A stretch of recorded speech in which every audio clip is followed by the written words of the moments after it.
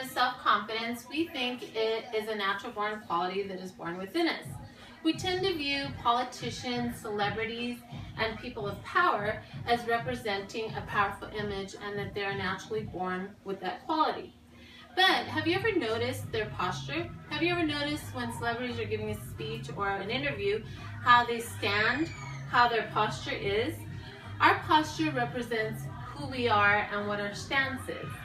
We're not celebrities, nor are we politicians, but we too can boost our self-confidence just by our position of posture. So, today we'll be discussing how good posture can boost our confidence levels. We're going to look at two main points.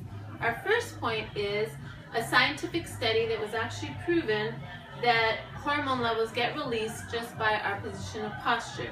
And two, how self-perception of ourself can change by practicing good posture skills.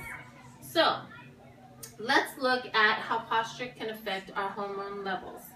First of all, the Association of Psychological Science today was done, and it showed they did a study versus high power posers, which were people who stood up and stood straight, had back straight, versus low power posers, which were people who slouched all the time. What they found was that the behavioral changes in the high power posers, they had increased levels of testosterone, decreased levels of cortisol, and gave them a sense of feeling of power, versus low power posers who represented the opposite patterns. So what does that tell us?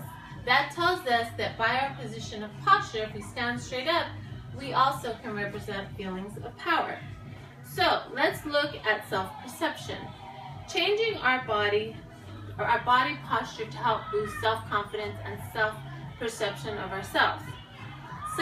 In psychology today, and I quote, "To navigate the social universe, you need to know what others think of you, although the clearest view depends on how you view yourself." What does it tell us? That's a pretty profound statement. What that tells us is that self-perception comes from within. If we slouch while giving a speech, are we portraying self-confidence? Are we standing straight? Do we look in the mirror? Do we notice how we're standing, how we're slouching?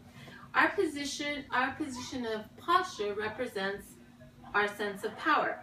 So those are good questions to start asking ourselves. How can we represent power and self-confidence? Well, in order to change, we also learned that in order to change our self-perception of ourselves, we need to start practicing good posture skills. So something as simple as changing our position of posture can change our self, representing power, and build self-confidence. So what did we learn today? We learned, one, good posture actually releases hormones to give us a sense of feelings of power. And two, we learned that, I totally blanked out. We learned that self-perception of ourselves starts from within. So with that being said, we're not celebrities, nor are we politicians, but we can portray an image of powerful and self-confidence just by changing our position of posture. So with that being said, let's stop slouching, let's stand straight up, and let's show the world how powerful and confident we are.